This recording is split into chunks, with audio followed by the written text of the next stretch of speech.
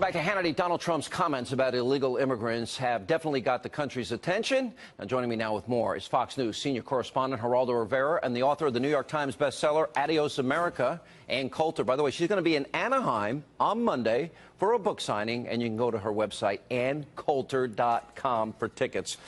You heard Donald Trump. He's not apologizing. You see the numbers that I put up. I got the numbers for you especially, by the way, Geraldo. 3% of the population, 13% of the population in prison, illegal immigrants. You had another statistic up there that was very alarming, Sean. 193 homicides. 193 homicides. Donald Trump says there's 30 million undocumented immigrants. 193 murders, about the same. You're misunderstanding that. About the same as the number of murders in Baltimore so far this year with 600,000 people. No. This was 1/60th. The homicide rate. No. This was about the 36,000 criminals, illegal immigrant criminals, that were in jail, that were released back to American soil. That's only about 36,000 that committed those murders. 36,000. Out of a population of 30 million. That's my point. No, but my point is you slander this gigantic I'm not population. slandering. I'm giving facts. With stereotyping about their criminal. No. Here's from yesterday's Washington Post. Data on immigrants and crime are incomplete, but a range of studies show there is no evidence immigrants commit more crimes than native-born Americans. In fact, first-generation immigrants are predisposed to lower crime rates than native-born Americans. Washington Post yesterday. Let me put it up again. If you look at the population, this is number 5 if you're in the control room, 3.5% illegal immigrants. Those that are federal prisoners, illegal immigrants, not in jail for being here illegally, those are crimes, 13.6%. Let me go to the vast majority of those are felony re-entry, just like that scumdog in San Francisco. All right, look, felony re-entry. I love Geraldo. He's misunderstanding. The 36,000 people that we're referring to were criminals released that were not sent back to their countries that committed these crimes as soon as they were released. 193 murders, 426 sexual assaults, 303 kidnappings. Your reaction, Ann? Right. Well, first of all, I want it on the record, Geraldo and everyone else is now admitting there are a minimum of 30 million illegals in the country.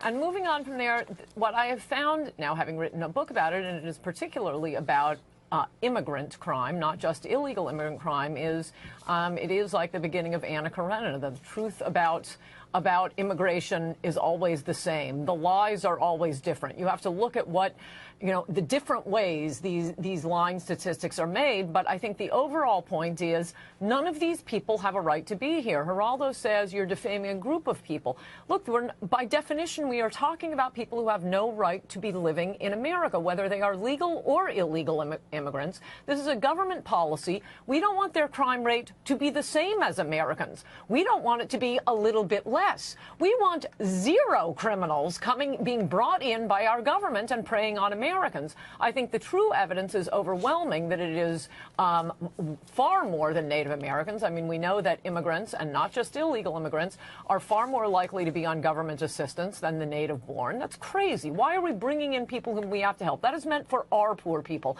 and that includes Hispanic poor people, and it includes black poor people. We have to care about our own. But secondly, as I've said before, only 25% of the entire California prison population is white. Well, California is only about 6% black. So what are liberals saying? That 75% of the inmates of California prisons, which has been accepting inmates from the 60s, 70s, and 80s, back when California was far majority white and black, they're still in prison. That whole Manson family, 75% of those, are you saying, are black? No, of course they're Let me Hispanics. get a response. Yeah, some are anchor babies. The filibuster over, let me respond. The two cities with the highest concentration of undocumented immigrants, New York City and Los Angeles, both experiencing record low crime. Last month in New York, where there are 500,000 undocumented immigrants, was the most peaceable, least violent month in recent New York history. Los Angeles is experiencing rates of violent crime that they have not seen. They are so low since the 1950s.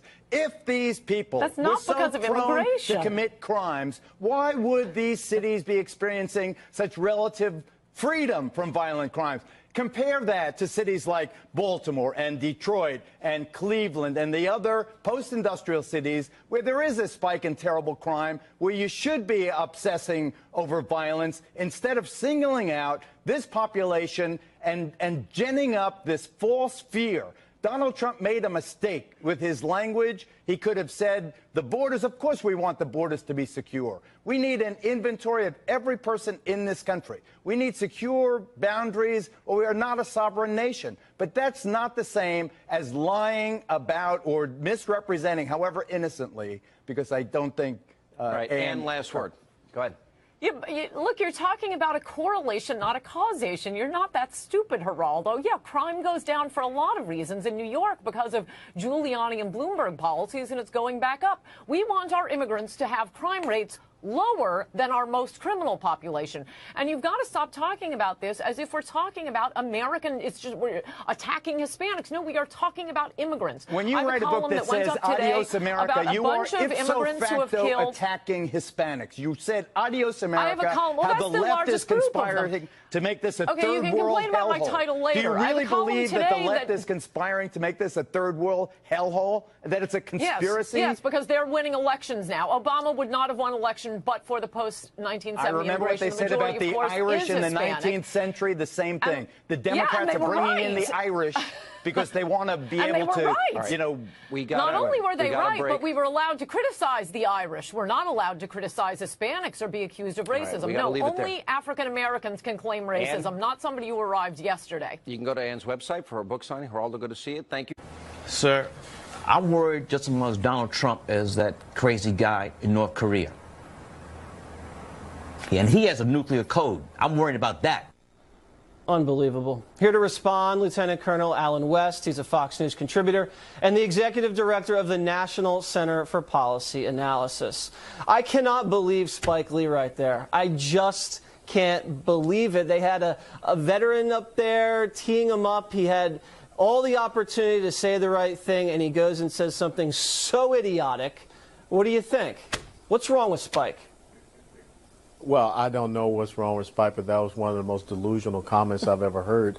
But then we've heard some other people say the exact same thing. You know, you have to put this in perspective. If Spike Lee is more concerned about President Donald Trump than he is for a person that is starving his own people, if he is more concerned about Donald Trump than he is for the person that ordered the killing, really, of Otto Warmbier, the American citizen who came back in a coma and then died soon thereafter. So I don't know, you know, what Spike Lee's motivations are, but I will tell you that it's more political than it is based on reality. Right, and you just heard Jack Brewer and I talking about kneeling. Now, he was saying that a lot of the players were praying. They were kneeling in prayer during the anthem. Does that change at all your opinion about their motivations with regard to the kneeling?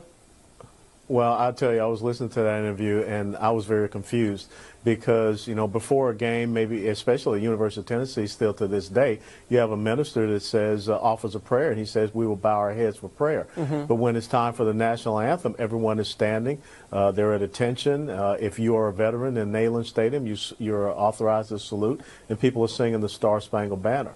What was so upsetting for me when I looked at the game that was played last week Sunday between Baltimore and Jacksonville in London, England, was the fact that we had American players that took a knee during the playing of the national anthem, but when God Save the King, God Save the Queen was played, they stood up.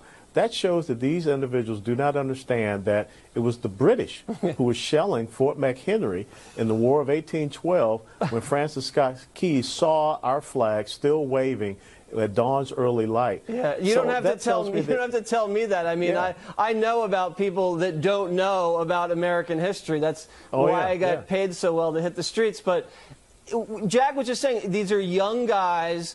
They're 25-year-old guys. They get a lot of money. They're overseas kneeling during our anthem and standing for the British anthem. Do you even think they understood what was going on at that moment? Do you even think they got that? Of course.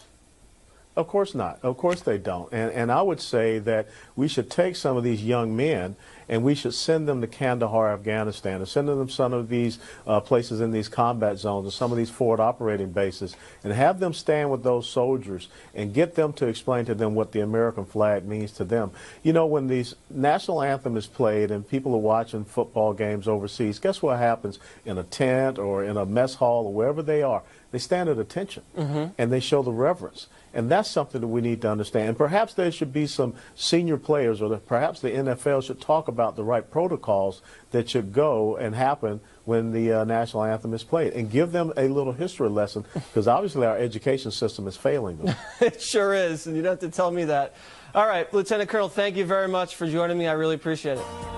My pleasure.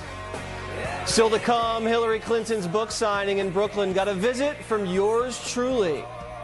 Plus, life with Playboy icon Hugh Hefner, as told by a former playmate and one of his legendary girlfriends.